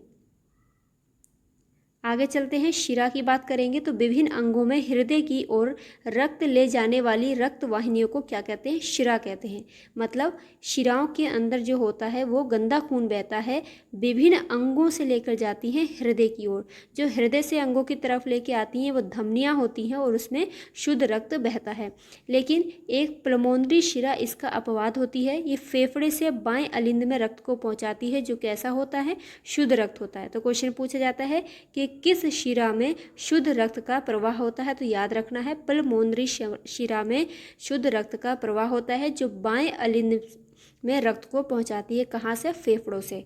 धमनी की बात करेंगे तो हृदय से शरीर के विभिन्न अंगों की ओर रक्त ले जाती हैं, इसीलिए धमनियों को क्या कहते हैं, इनमें शुद्ध रक्त का प्रवाह होता है। जबकि प्लमोनरी धमनी इसका अपवाद है, ये दाहिने नीलिंद से फेफड़े में रक्त पहुंचाती है, मतलब इसमें अशुद्ध रक्त का प्रवाह होता है। हृदय की मांसपेशियों को रक्त पहुंचाने वाली वाहिनी या वाहिकाओं को कोरोनरी धमनी कहते हैं। कोरोनरी धमनी में किन्हीं कारणों से रुकावट हो जाने पर हृदयघात यानी हार्ट अटैक होता है। ये दोनों क्वेश्चन याद रखिएगा, प्लमोनरी शिरा और प्लमोनरी धमनी दोनों ही क्वेश्चन पूछे हुए हैं। रुधिर की बात करेंगे तो रुधिर एक तरल संयोजी ऊतक है। डायरेक्ट क्वेश्चन पूछता है कि रुधिर क्या है, तो याद रखिएगा ये ऊतक है, कैसा, संयोजी ऊतक, तरल संयोजी ऊतक। आप लोग क्वेश्चन में देखिएगा, बहुत बार ये क्वेश्चन पूछा गया है। रुधिर का क्षारीय विलयन की बात करेंगे तो ये क्या है, एक क्षारीय विलयन होता है। और रुधिर का पीएच मान, ये भी बहुत बार पूछा है, 7.4 होता है। दोनों चीज़ें याद रखनी है गाइस, इंपॉर्टेंट क्वेश्चन है कि रुधिर क्या है, तो रुधिर एक तरल संयोजी ऊतक है, ये एक क्षारीय विलयन होता है और इसका पीएच मान 7.4 होता है। वयस्क मनुष्य में सामान्यतः 5 से 6 लीटर रुधिर होता है। लाल रक्त कणिकाएं, इनको क्या कहते हैं, एरिथ्रोसाइट्स कहते हैं। कभी कभी क्वेश्चन अगर टफ बनाने के लिए यही नाम पूछ लेता है कि एरिथ्रोसाइट्स क्या है, तो लाल रक्त कणिकाएं होती हैं। लाल रक्त कणिकाओं का निर्माण कहाँ पर होता है? अस्थि मज्जा में होता है। इनकी मृत्यु यकृत एवं प्लीहा में होती है। दोनों क्वेश्चन पूछे हैं। लाल रक्त कणिकाओं का निर्माण अस्थि मज्जा में होगा और इनकी मृत्यु कहाँ पर होती है? यकृत एवं प्लीहा में होती है। कुल कणिकाओं का 99% भाग आरबीसी होती हैं। हीम मतलब लोह वर्णक के कारण ही रुधिर का रंग कैसा होता है? लाल होता है। तो क्वेश्चन पूछा जाता है हीमोग्लोबिन का प्रमुख कार्य क्या होता है? तो याद रखना है हीमोग्लोबिन का प्रमुख कार्य ऑक्सीजन का संवहन करना होता है। दोनों क्वेश्चन इंपॉर्टेंट है कि रुधिर का रंग लाल किस कारण से होता है? तो हीम वर्णक के कारण होता है। हीम का मतलब क्या होता है? लोह। हीमोग्लोबिन की बात करेंगे तो इसका प्रमुख कार्य ऑक्सीजन का संवहन करना होता है। अब आप लोग मुझे ये बताइएगा हीमोग्लोबिन में प्रोटीन कौन सी होती है? हीम होती है कि ग्लोबिन प्रोटीन होती है? ये क्वेश्चन एक बार पूछा गया था सुपर टेट, ये यूपी टेट या सुपर टेट में कभी पूछा गया है। बताइएगा। श्वेत रुधिर कणिकाएं या ल्यूकोसाइट्स की बात करेंगे तो श्वेत रुधिर कणिकाओं को क्या कहते हैं? ल्यूकोसाइट्स। इनका प्रमुख कार्य शरीर को सुरक्षा प्रदान करना होता है। सर्वाधिक सुरक्षा करने वाली लिम्फोसाइट्स WBC लिम्फोसाइट्स ही होती हैं। तो याद रखिएगा सबसे ज़्यादा सुरक्षा कौन करती है? WBC। इनकी फुल फॉर्म क्या होती है? वाइट ब्लड सेल्स, मतलब श्वेत रुधिर कणिकाएं। रुधिर प्लेटलेट्स इंपॉर्टेंट है। प्लेटलेट्स का प्रमुख योगदान रुधिर का थक्का बनाने में होता है। रुधिर प्लेटलेट्स केवल स्तनियों के रुधिर में ही पाई जाती है। क्या होता है आजकल? क्या होता है? प्लेटलेट्स, आप लोगों ने सुना होगा प्लेटलेट्स कम हो गई, उसको डेंगू हो गया, प्लेटलेट्स कम हो गई, उसकी डेथ हो गई। ऐसे कोई बहुत ज़्यादा बीमारी फैली रहती है। तो याद रखिएगा प्लेटलेट्स का काम क्या होता है? ये रुधिर का थक्का बनाने में योगदान अपना देती है। रुधिर प्लेटलेट्स केवल स्तनियों में ही पाई जाती है, मतलब स्तनियों के रुधिर में पाई जाती है। प्लाज्मा की बात करेंगे तो प्लाज्मा की कुल मात्रा, मतलब प्लाज्मा की जो मात्रा है वो कुल रुधिर का 55% होती है। क्वेश्चन पूछा हुआ है कि रुधिर में प्लाज्मा की मात्रा कितनी होती है? तो 55% होती है। ग्लूकोज की मात्रा 80 से 120 मिलीग्राम प्रति डेसीलीटर रुधिर होती है। शरीर में रुधिर का निर्माण लाल अस्थि मज्जा में होता है। आवश्यकता से अधिक रुधिर का संचय या शरीर का रुधिर बैंक क्या होता है? प्लीहा या तिल्ली में होता है। आवश्यकता से ज़्यादा रुधिर का संचय या शरीर का रुधिर बैंक किसको कहते हैं? प्लीहा या तिल्ली में ये होता है। शरीर में आरबीसी का जीवन काल पूछा गया है कितने दिन का होता है? तो आरबीसी का जीवन काल होता है 120 दिन का। अब आप लोग बताइएगा कि WBC का जीवन काल कितना होता है? प्लीहा को मृत रुधिर कणिकाओं का कब्रिस्तान कहते हैं। काफ़ी बार क्वेश्चन पूछा गया है कि रुधिर कणिकाओं का कब्रिस्तान या कब्रगाह किसे कहते हैं? तो प्लीहा को कहा जाता है। रक्त समूह की बात करेंगे, इंपॉर्टेंट क्वेश्चन है, यहाँ से क्वेश्चन अक्सर पूछे जाते हैं। रक्त समूह की खोज किसने की थी? कार्ल लैंडस्टीनर ने। यही डायरेक्ट पूछा जाता है कि रक्त समूह की खोजकर्ता कौन थे? तो कार्ल लैंडस्टीनर थे।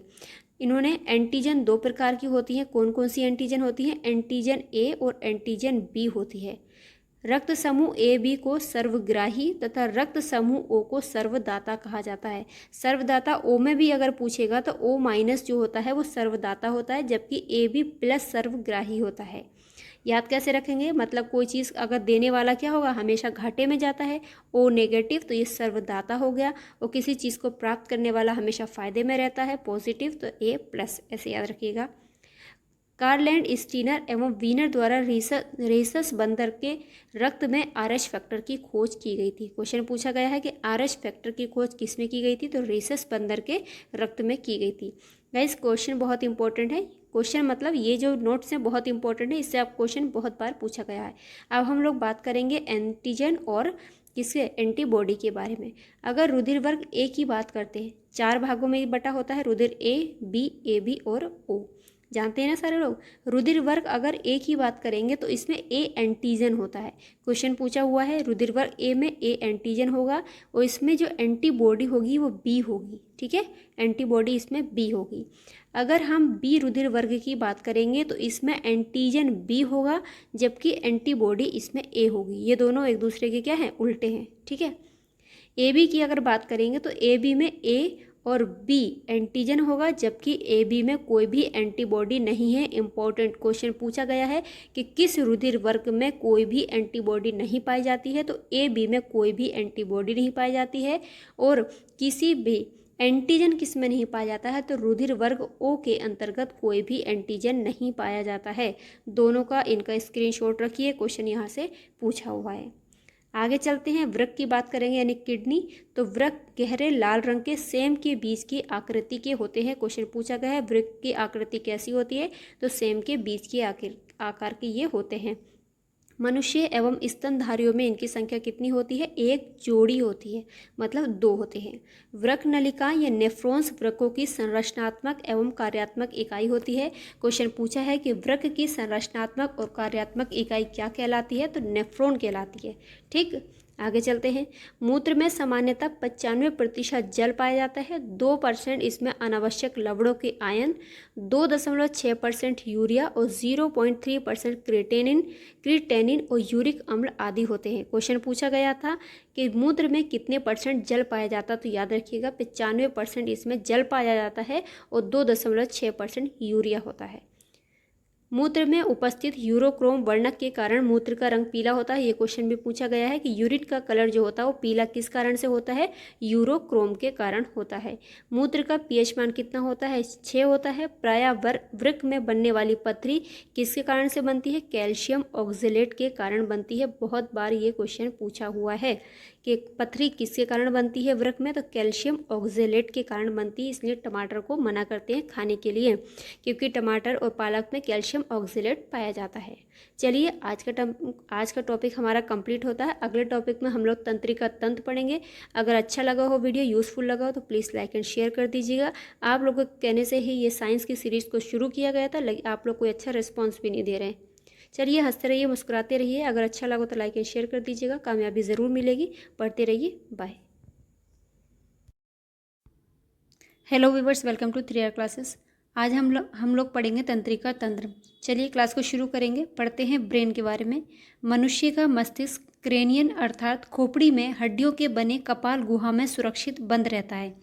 मनुष्य का जो मस्तिष्क है वो क्रेनियन अर्थात खोपड़ी में हड्डियों के बने हुए कपाल गुहा में सुरक्षित रहता है। मानव मस्तिष्क का वजन लगभग कितना होता है? 1.3 से 1.4 किलोग्राम होता है। क्वेश्चन पूछा गया था ये।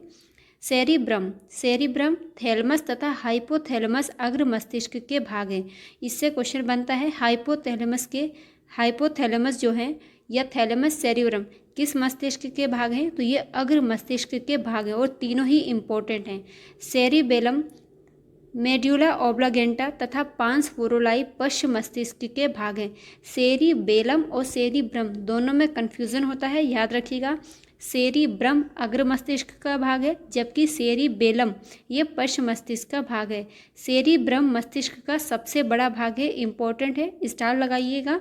सेरिब्रम मस्तिष्क का सबसे बड़ा भाग है। अब इसका काम ये पूछा जाता है, ये इम्पोर्टेंट है जो हम अब पढ़ेंगे। सेरिब्रम ये बुद्धि, इच्छा शक्ति, ऐच्छिक गतियों, ज्ञान, विद्वता, स्मृति, वाणी तथा चिंतन का केंद्र होता है।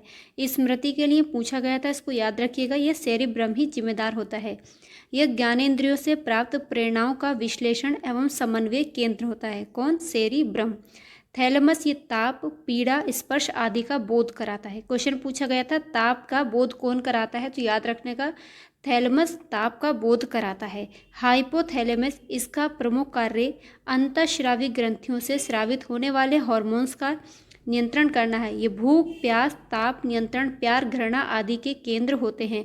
क्वेश्चन यहाँ से पूछा जाता है भावनात्मक रूप से इसके बारे में क्वेश्चन बनता है, तो याद रखिएगा हाइपोथैलेमस जो है भूख, प्यास, ताप नियंत्रण, प्यार, घृणा आदि के लिए ये जिम्मेदार होता है।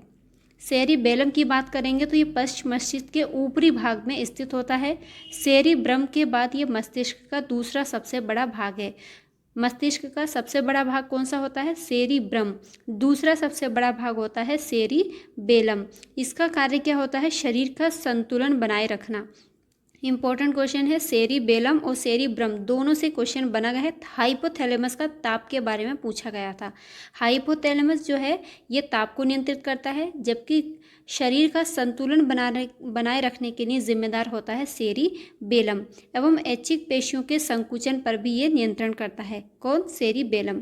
मेड्यूला ऑब्लागेंटा का प्रमुख कार्य हृदय स्पंदन की दर एवं प्रबलता, श्वसन दर, भोजन निगरण, वमन, खांसने छींकने, हिचकी, स्वाद, लार के श्रवणों, संतुलन, जीव की गतियों आदि का नियंत्रण करना होता है। देखिए बहुत इंपॉर्टेंट क्वेश्चन है, यहाँ से अक्सर क्वेश्चन पूछे जाते हैं। मेरुरज्जु की बात करेंगे। मेरुरज्जु प्रतिवर्ती क्रियाओं का नियंत्रण एवं समन्वय करती है। मेरुरज्जु मस्तिष्क से आने वाले उद्दीपनों का संवहन करती है। कंकाल तंत्र इंपॉर्टेंट है, डायरेक्ट क्वेश्चन पूछ लेता है। 206 हड्डियां होती हैं कंकाल तंत्र में, याद रखिएगा। वयस्क मनुष्य का अंतः कंकाल 206 हड्डियों का बना होता है। शरीर की सबसे छोटी अस्थि कौन सी होती है? स्टेपीज। ये कहाँ पर होती है? कान की सबसे छोटी हड्डी होती है स्टेपीज। और मानव शरीर की सबसे बड़ी अस्थि कौन सी है? फीमर। दोनों से क्वेश्चन पूछे गए हैं, अगर आप लोग क्वेश्चन लगाते हैं तो पता होगा। हमारे शरीर में 12 जोड़ी अर्थात 24 पसलियाँ पाई जाती हैं। याद रखिएगा कितनी जोड़ी पाई जाएंगी? तो 12। अगर डायरेक्ट पूछेगा कितनी पसलियाँ हैं तो 24 पसलियाँ हैं। जब क्वेश्चन लगाते हैं तो उसमें थोड़ा पेशेंस के साथ देखा करिए क्वेश्चन में पूछा क्या जा रहा है। ये हमारे वक्षीय कटहरे का पार्श्व भाग बनाती हैं। गाइस क्लास इंपॉर्टेंट लग रही हो तो प्लीज़ लाइक एंड शेयर कर दीजिएगा। आप लोगों से एक बात और पूछनी है, हम लोगों ने मॉडर्न हिस्ट्री और जियोग्राफी ये सारी चीज़ें कंप्लीट कर चुके हैं, सोच रहे हैं इनके कुछ क्वेश्चंस किए जाएं, उसमें और मज़ा आएगा। आप लोग बताइएगा किसके क्वेश्चन ये प्रीवियस ईयर क्वेश्चन लगवाना शुरू करें। बहिस्रावी ग्रंथि की अगर बात करेंगे तो इनसे स्रावित पदार्थ इनकी नलिकाओं में बहकर संबंधित एपिथीलियमी स्तर की सतह पर मुक्त होता है, जैसे दुग्ध ग्रंथि, श्वेत ग्रंथि, अश्रु ग्रंथि, श्लेष्म ग्रंथि, लार ग्रंथि आदि। क्वेश्चन इंपॉर्टेंट है, यहाँ से 4 ऑप्शन पूछा जाता है और उसमें पूछता है कौन सी बहिस्रावी ग्रंथि का उदाहरण नहीं है, तो याद रखिएगा इन सब चीज़ों को। आगे बढ़ते हैं। अंतःस्राविक ग्रंथि, इनसे स्रावित पदार्थ या हार्मोन ऊतक द्रव्य में मुक्त होते हैं और रुधिर कोशिकाओं में पहुंचकर सारे शरीर में संचरित होते हैं, जैसे पीयूष अर्थात पिट्यूटरी ग्रंथि, थायराइड ग्रंथि, पैराथायराइड ग्रंथि, अधिवृक्क अर्थात एड्रिनल, पीनियल और थाइमस ग्रंथि आदि। ये किसके उदाहरण है? अंतःस्रावी ग्रंथि के उदाहरण है। मानव शरीर की सबसे बड़ी अंतःस्रावी ग्रंथि का नाम आप लोग बताइएगा।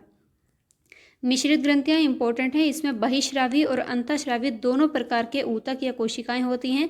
अग्नाशय के बारे में क्वेश्चन काफ़ी बार पूछा गया है, ये कैसी ग्रंथि है? तो याद रखिएगा ये मिश्रित ग्रंथि है, इसमें बहिस्रावी और अंतःस्रावी दोनों प्रकार की ही कोशिकाएं या ऊतक पाए जाते हैं। इंपॉर्टेंट है, स्टार लगा लीजिए, बहुत बार क्वेश्चन पूछा गया है। प्रमुख अंतःस्रावी ग्रंथि एवं उनसे उत्पन्न होने वाले हार्मोन। देखिए पीयूष ग्रंथि, ये कपाल की स्फेनाइड हड्डी में हाइपोफाइसियल गड्ढे अर्थात सेलर टर्सिका में सुरक्षित स्थित होती है। कौन सी ग्रंथि? कौन सी थी ये? पीयूष ग्रंथि है। चलिए आगे बात करेंगे। इसके द्वारा कई हार्मोन्स अन्य अंतःस्रावी ग्रंथियों का नियंत्रण करते हैं, इसको मास्टर ग्रंथि कहते हैं। क्वेश्चन पूछा गया है कि मास्टर ग्रंथि के नाम से किसको जाना जाता है? तो पीयूष ग्रंथि को ही मास्टर ग्रंथि कहते हैं। अवुटु ग्रंथि या थायराइड ग्रंथि, देखिए थायराइड नाम तो सारे लोग जानते हैं, लेकिन एक बार अवुटु के नाम से पूछा गया तो याद रखिएगा अवुटु ग्रंथि, और इंग्लिश में कहते हैं थायराइड ग्रंथि। ये ग्रंथि मनुष्य के गले में श्वास नाल यानी ट्रेकिया के दोनों ओर लैरिंक्स के नीचे स्थित होती है। इंपॉर्टेंट है अवुटु ग्रंथि। इसे टेट्रा आयोडोथाइरोनिन या थाइरोक्सिन एवं ट्रायोडोथाइरोनिन, अजीब नाम है, हार्मोन का स्राव होता है। आगे चलते, ये याद रखिएगा थायरोक्सिन हार्मोन काफ़ी बार पूछा जाता है, किसका स्राव कहाँ से होता है? तो थायराइड ग्रंथि यानी अवुटु ग्रंथि से ही इसका श्रवण होता है। थायरोक्सिन की कमी से होने वाले रोग सारे लोग जानते हैं। मिक्सिडिमा, ये रोग वयस्कों में थायराइड के अल्प श्रवण से होता है। देखिए अल्प श्रवण से, क्वेश्चन टफ करेगा, यहीं से पूछ लेगा अति श्रवण से या अल्प श्रवण से। तो ये रोग जो है मिक्सिडिमा, ये थायराइड के अल्प श्रवण से होता है। इससे उपापचयी दर तथा BMR बहुत कम हो जाता है, अतः समय से पहले वृद्धावस्था के लक्षण दिखाई देने लगते हैं। जड़ मानवता, ये रोग भ्रूण में या शिशु अवस्था में थायराइड के अल्प श्रवण के कारण होता है। इसमें बच्चों का मानसिक एवं शारीरिक विकास अवरुद्ध हो जाता है और इसमें बच्चे बौने रह जाते हैं। तो जड़ मानवता बच्चों में होता है, जबकि मिक्सिडिमा किसमें होता है? ये वयस्कों में होता है। सामान्य घेंगा या गलगंड सारे लोग जानते हैं, थायराइड ग्रंथि के बड़ी होकर फूलने को घेंगा रोग कहते हैं। ये रोग भोजन में आयोडीन की कमी से उत्पन्न होता है। क्वेश्चन पूछा जाता है आयोडीन की कमी से उत्पन्न होने वाला रोग तो कौन सा है, घेंगा रोग या गलगंड रोग। हाशीमोटो रोग, हाशीमोटो रोग क्या होता है, ये रोग वृद्धावस्था, चोट, संक्रमण, शल्य चिकित्सा आदि के कारण थायराइड ग्रंथि के अत्यधिक अल्प श्रवण या क्षतिग्रस्त होने से होता है।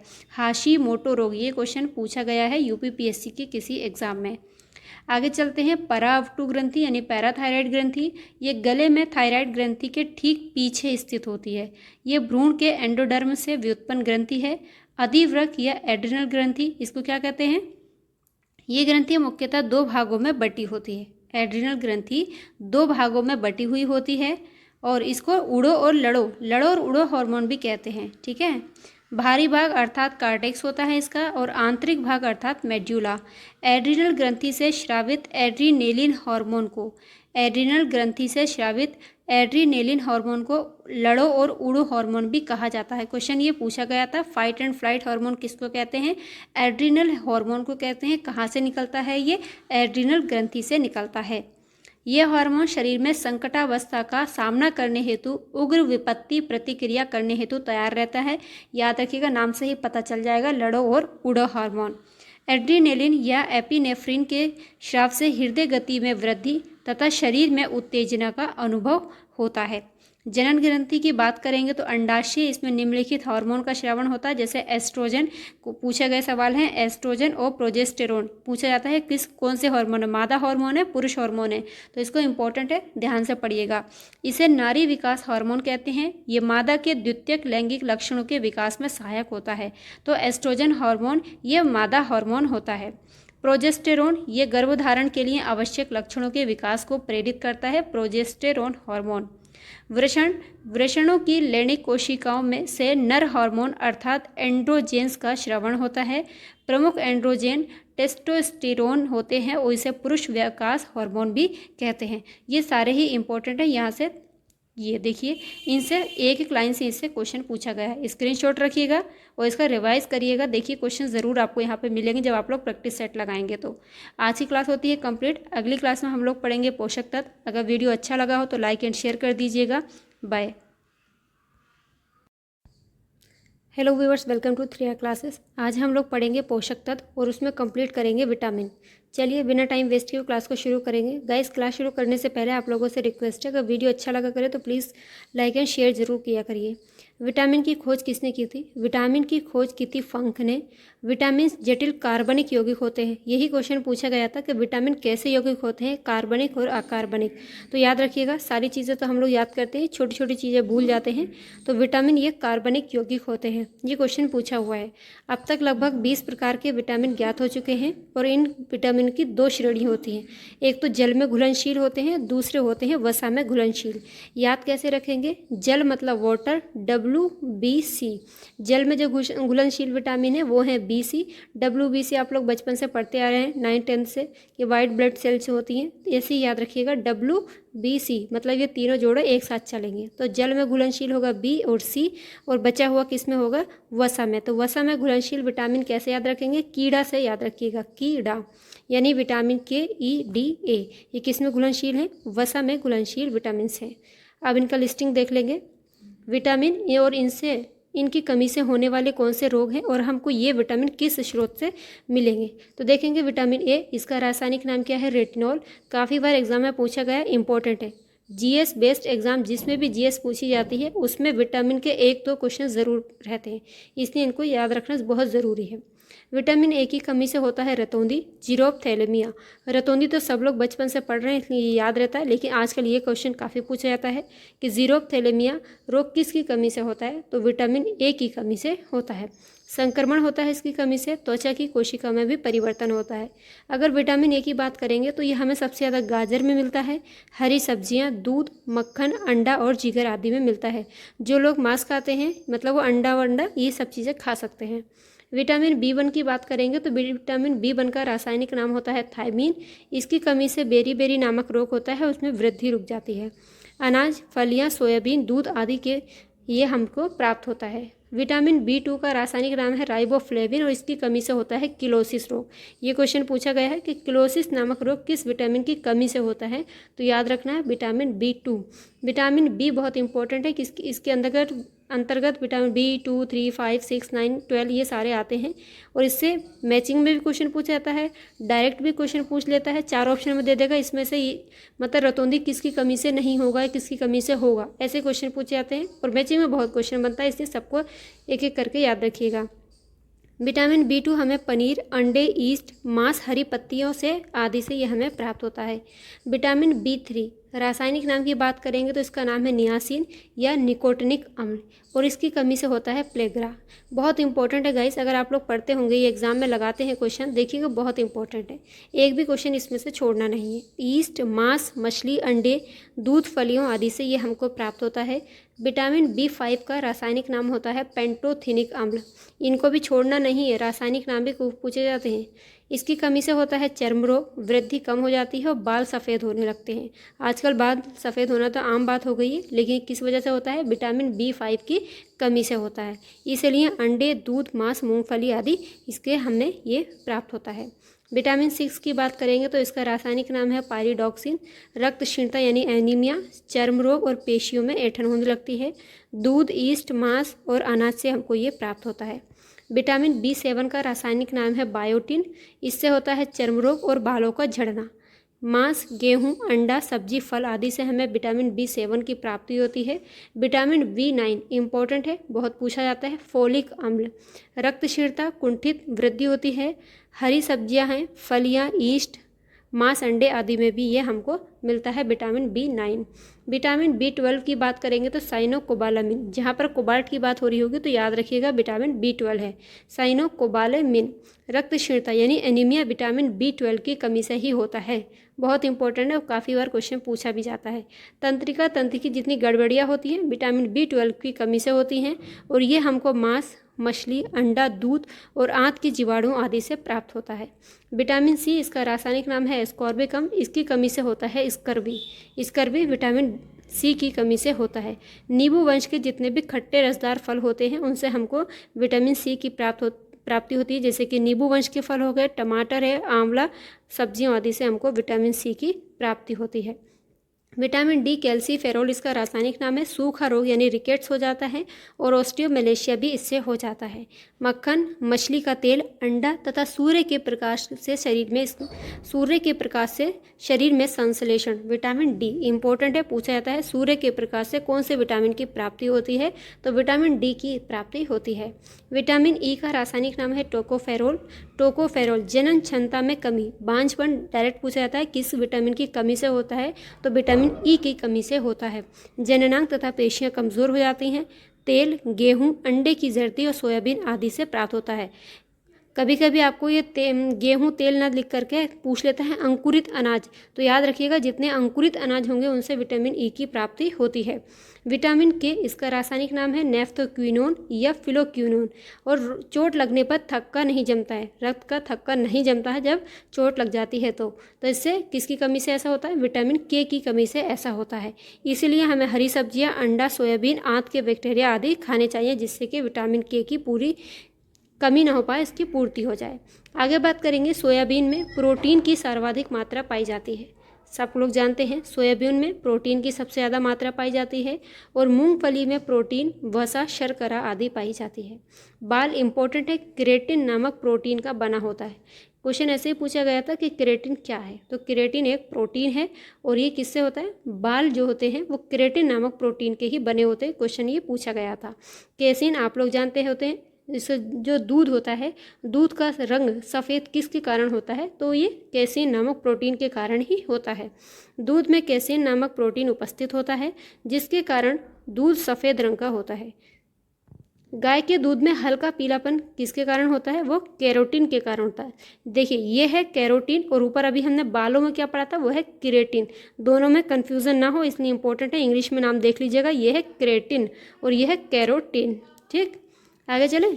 दुग्ध प्रोटीन को पचाने वाला एंजाइम का नाम क्या है, रेनिन एंजाइम दूध को पचाने में सहायक होता है। सामान्य क्रियाशील महिला के लिए प्रोटीन की उपयुक्त दैनिक मात्रा 45 से 46 ग्राम होती है, जबकि दूध पिलाने वाली माँ के लिए 65 से 70 ग्राम प्रोटीन की आवश्यकता होती है। और मानव शरीर के 50 से 75% ऊर्जा की पूर्ति हमको कैसे होती है? कार्बोहाइड्रेट के द्वारा ही होती है।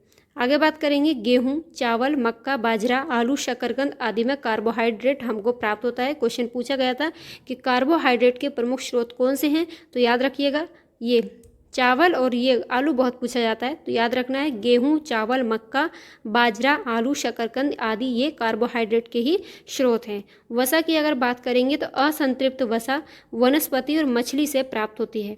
देखिए ये बहुत इंपॉर्टेंट बात है, यहाँ पर सुन लीजिए। असंतृप्त जो वसा होती है वो ज़्यादातर वनस्पति और मछली से प्राप्त होती है। असंतृप्त वसा हमारे शरीर के लिए लाभदायक होती है, जबकि संतृप्त वसा जो होती है वो क्या होती है? नुकसानदायक होती है। लेकिन इसका एक अपवाद है कि ताड़ और नारियल हैं तो ये वनस्पति ही, लेकिन इनसे संतृप्त वसा प्राप्त होती है। जबकि वनस्पति और मछलियों से कैसी वसा मिलती है? असंतृप्त, जो हमारी हेल्थ के लिए अच्छी होती है, ज़्यादा खराब नहीं होती है। लेकिन जो संतृप्त वसा होती है ये नुकसानदायक होती है, और ये हमको वनस्पति से, कौन सी वनस्पति से मिलती है? ताड़ और नारियल से मिलती है। जबकि वनस्पति में ताड़ और नारियल अपवाद हैं, इनसे असंतृप्त वसा ना मिल करके संतृप्त वसा मिलती है। इसको नोट कर लीजिएगा, ये क्वेश्चन पूछा गया था। एक वयस्क व्यक्ति को लगभग 20 से 30% ऊर्जा वसा से ही प्राप्त होती है। न्यूक्लिक अम्ल के क्या कार्य होते हैं? क्रोमेटिन धागे का निर्माण करता है, ये प्रोटीन का संश्लेषण और नियंत्रण करता है, आनुवंशिक गुणों का पीढ़ी दर पीढ़ी संवहन भी करता है। कौन? न्यूक्लिक अम्ल। वाटर हमारे शरीर के भाग का लगभग 60 से 70% भाग क्या होता है?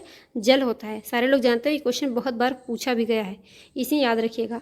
आज की क्लास कंप्लीट होती है। अगली क्लास में हम लोग पढ़ेंगे ये जीवाणु से जो जितने भी रोग होते हैं, कौन सा जीवाणु किस अंग को प्रभावित करता है। ठीक है, तब तक के लिए अपना ध्यान रखिए, पढ़ते रहिए, मुस्कुराते रहिए। अगर वीडियो अच्छा लगा तो लाइक एंड शेयर कर दीजिएगा। इसका स्क्रीनशॉट रख लीजिए अपने पास, ये बहुत इंपॉर्टेंट है। या छोटे छोटे नोट्स बना लीजिए, इससे क्वेश्चन ज़रूर फंसते हैं। चलिए मिलेंगे अगली क्लास में, तब तक अपना ख्याल रखिए। बाय। अगर वीडियो अच्छा लगा तो प्लीज़ लाइक एंड शेयर भी कर दीजिएगा। Hello viewers, welcome to 3R classes. हम लोग पढ़ रहे थे जीव विज्ञान, और जीव विज्ञान में आज अपने टॉपिक को आगे करेंगे। इसका नाम है जीवाणु जनित रोग। जो इम्पोर्टेंट है उसको देखेंगे। आज हमारा जीव विज्ञान पूरा कंप्लीट हो जाएगा, और उसके बाद में कल को हम इसका एक कंप्लीट वीडियो दे देंगे, उसको आप लोग ज़रूर देखिएगा। मैक्सिमम क्वेश्चन आपके यहाँ से सही होंगे। चलिए पढ़ेंगे इसी उम्मीद के साथ में।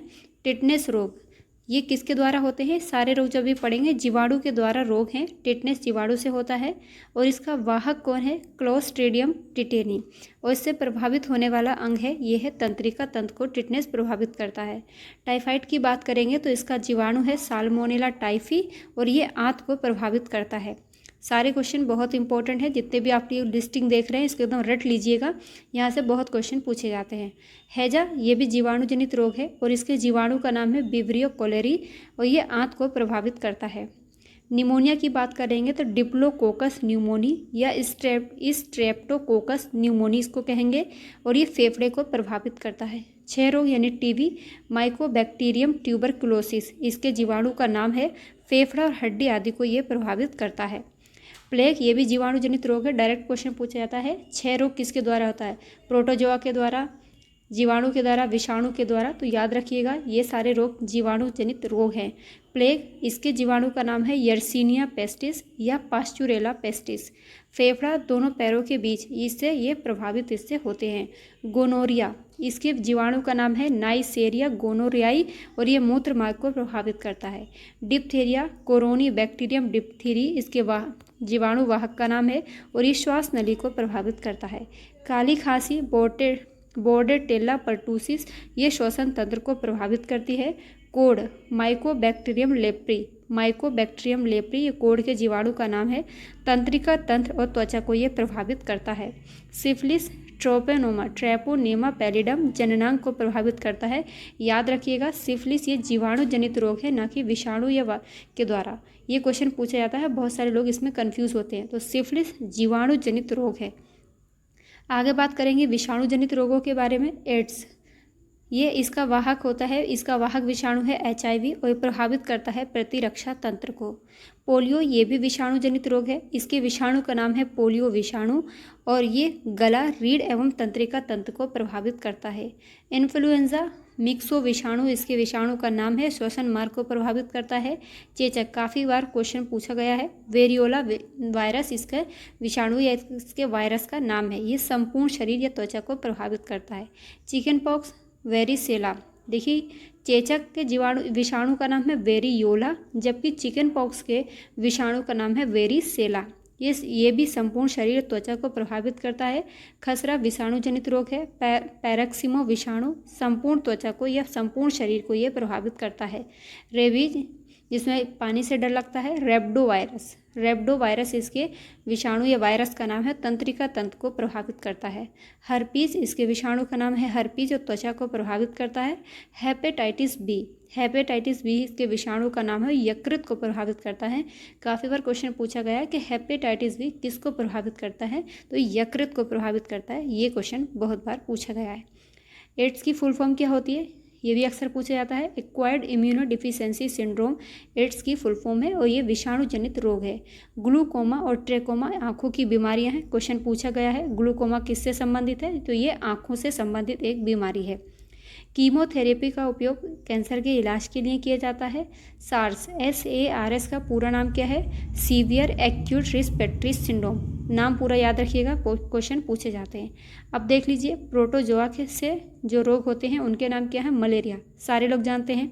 मच्छर, प्लाज्मोडियम ये परजीवी का नाम है। RBC और प्लीहा ये स्प्लीन को प्रभावित करता है। पायरिया ये भी परजीवी के द्वारा होता है। एंटी अमीबा जिंजीवैलिस ये मसूड़ों को प्रभावित करता है। परजीवी का नाम भी याद रखिएगा और ये भी याद रखिएगा कि मलेरिया पायरिया किससे होते हैं, तो ये परजीवी से होते हैं। जीवाणु, विषाणु, प्रोटोजोआ इनसे एक तो क्वेश्चन आपको देखने को मिलते हैं और आपको विटामिन से क्वेश्चन ज़रूर देखने को मिलते हैं। सारे विटामिन सारे इनका एकदम नाम याद होना चाहिए रटा हुआ। बताइएगा विटामिन सी का रासायनिक नाम क्या है, ये आपका CW है। CW क्लास वर्क नहीं, कमेंट वर्क है, कमेंट में इसका जवाब जरूर दीजिएगा। निद्रा रोग ये ट्रिपनोसोमा गैम्बियस इसके परजीवी का नाम है, मस्तिष्क को प्रभावित करता है। अमीबियासिस पेचिस ये परजीवी के द्वारा होता है, पेचिस याद रखिएगा।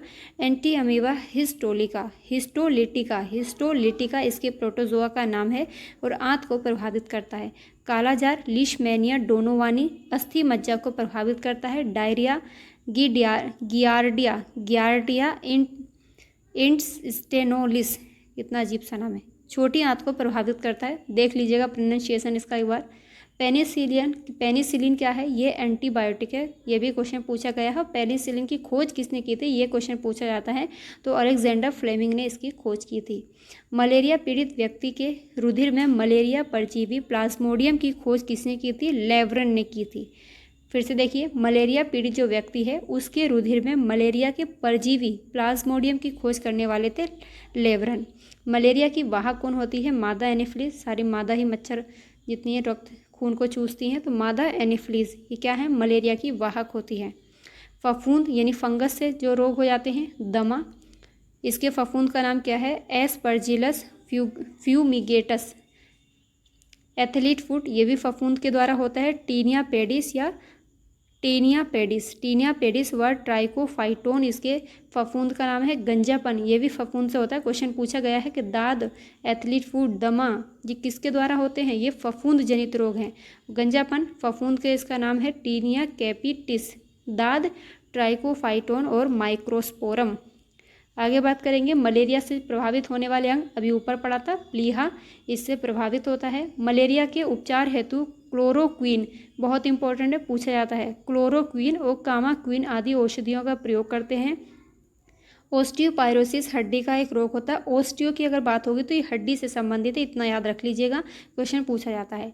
जिसमें हड्डियां जीर्ण हो जाती हैं। साल्मोनेला बेसिलाई नामक जीवाणु से भोजन विषाक्तता फूड पॉइजनिंग होती है। ये क्वेश्चन PCS में पूछा गया था कि भोजन में विषाक्तता किसके कारण होती है, तो जीवाणु के कारण होती है। और इस जीवाणु का नाम क्या है, साल्मोनेला बेसिलाई। दोनों चीज़ें याद रखनी, जीवाणु से होती है। ये क्वेश्चन भी पूछा गया था कि किससे होती है, जीवाणु विषाणु से, तो जीवाणु से होती है। और जीवाणु का नाम भी पूछा गया था, साल्मोनेला बेसिलाई। ठीक, आगे बात करेंगे इटाई रोग कैडमियम के विषाक्तन से होता है, क्वेश्चन बहुत पूछा जाता है। कैडमियम की वजह से कौन सा रोग होता है, तो इटाई रोग होता है। फेनिल कीटोन्यूरिया एक प्रकार का वंशानुगत रोग होता है। फेनिल कीटोन्यूरिया में मनुष्य का मस्तिष्क क्षतिग्रस्त हो जाता है और मानसिक जड़ता की स्थिति इसमें उत्पन्न हो जाती है।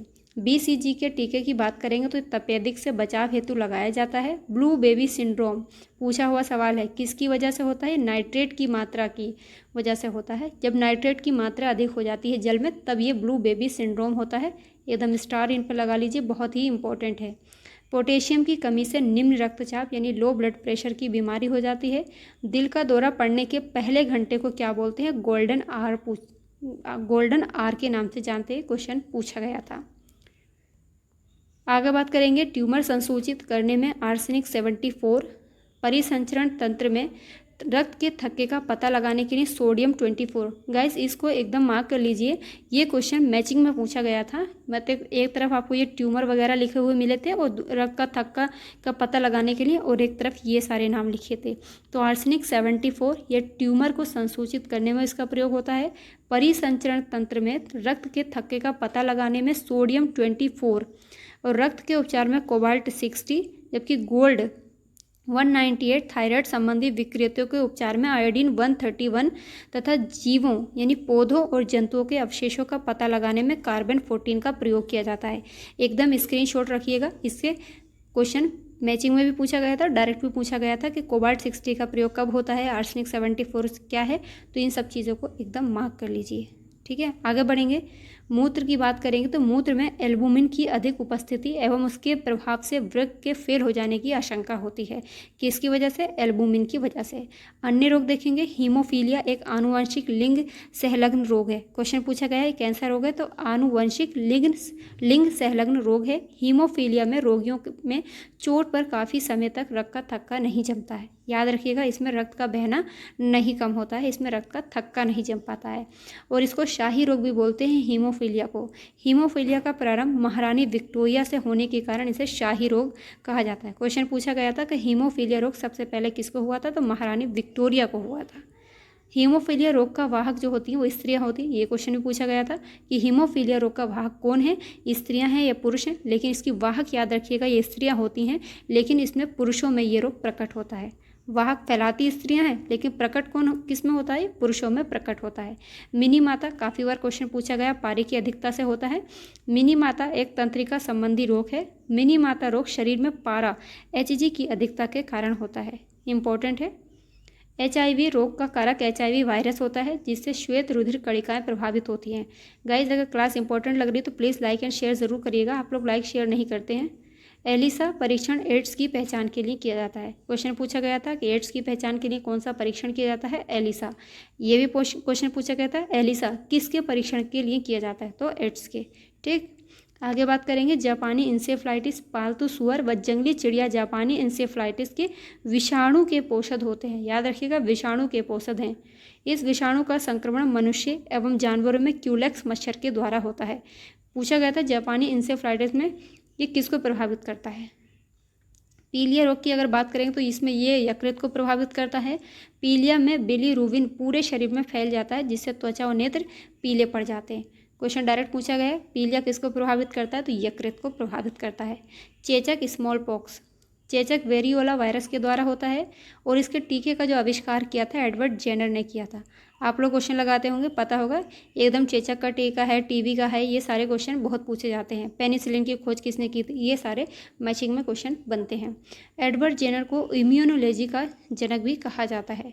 बर्ड फ्लू एवियन इन्फ्लुएंजा नामक रोग का प्रचलित नाम है। और बर्ड फ्लू याद रखिएगा H5N1 ये बर्ड फ्लू वायरस के कारण होता है। हम लोग बर्ड फ्लू और स्वाइन फ्लू में बहुत कंफ्यूजन होता है, तो इसको एकदम रट लीजिएगा, बर्ड फ्लू H5N1, ठीक। अन्य महत्वपूर्ण तथ्य की बात करेंगे तो मनुष्य सामान्यतः दिन में लगभग 1.45 लीटर मूत्र का उत्सर्जन करता है। गर्भाशय में विकसित हो रहे भ्रूण को प्लेसेंटा के द्वारा पोषण मिलता है। किसके द्वारा? प्लेसेंटा द्वारा पोषण मिलता है।